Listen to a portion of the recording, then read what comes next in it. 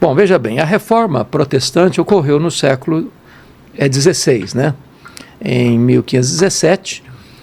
Depois você tem duas linhas básicas, duas linhas mestras, que é chamado o calvinismo e o arminianismo. E os dois surgiram por causa da reforma?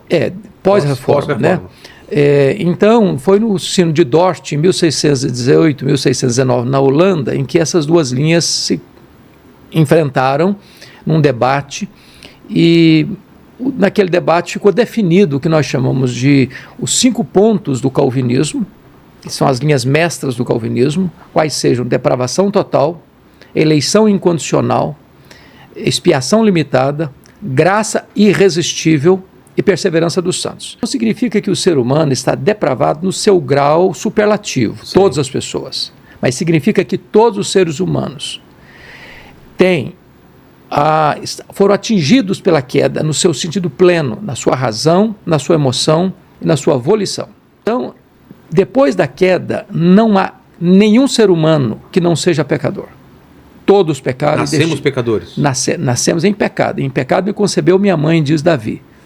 Então, o ser humano, é uma condição, então? É interessante que o John Locke, filósofo, diz que o homem é uma tábua rasa. Exato. Uma folha em branco. Que o homem é produto do meio. Ele estava errado. O homem não é produto do meio. O meio é produto do homem. Como assim? Como assim? O mal não está fora, o mal está dentro. É comum você escutar assim, um fulano não deve entrar na política porque o poder corrompe. Errado.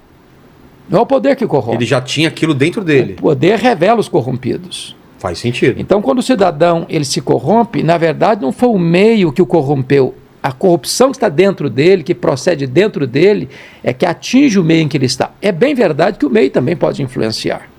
Porém, afirmar que o homem é bom, como dizia Jean-Jacques Rousseau, também estava errado, que o homem é essencialmente bom, é um equívoco. O homem não é bom essencialmente, o homem é mau essencialmente. É mesmo? É mau essencialmente. A não ser que Deus o transforme, toda inclinação do coração dele é para o mal. Então o ponto básico é o seguinte, não há nenhuma área da nossa vida, Vilela, que não tenha sido atingida pelo pecado. Isso significa depravação total. A eleição incondicional é que quem escolhe quem? É o homem que escolhe a Deus ou Deus que escolhe o homem? O calvinismo entende que Deus escolhe o homem. Não foi o homem que passou a amar a Deus primeiro e Deus então, em resposta ao amor do homem, passou a amá-lo. Não, Deus nos amou primeiro. O amor nosso por Deus é um refluxo do fluxo do amor de Deus por nós. Quando diz que a expiação é limitada, é a obra de Cristo na cruz, é que Cristo não morreu apenas para possibilitar a salvação. Ele morreu efetivamente para salvar. Ele morreu pela sua igreja, pelas suas ovelhas. Quando diz que é vocação eficaz ou graça irresistível, é que o Deus que chama eficazmente. Jesus disse assim, as minhas ovelhas ouvem a minha voz e me seguem. Eu dou a elas a vida eterna e jamais alguém as arrebatará das minhas mãos.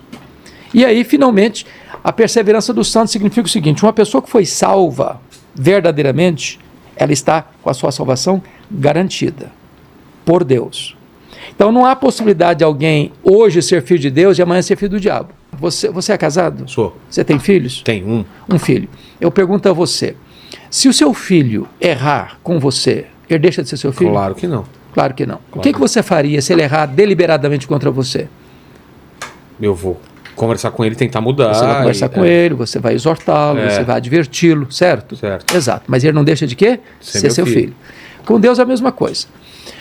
Antes da conversão, o homem é um réu diante de um juiz. Depois da conversão, o homem é um filho diante de um pai. Tá. Quando eu erro com Deus, eu não deixo de ser filho de Deus.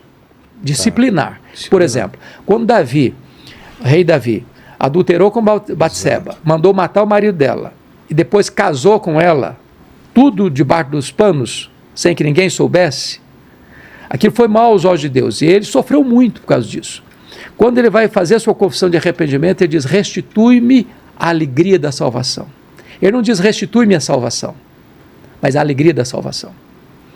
Por exemplo, lá em 1 de João 5,13 está escrito assim, filhinhos, estas coisas eu vos escrevo para que saibais que tendes a vida eterna, não que tivestes, não tereis, que tendes.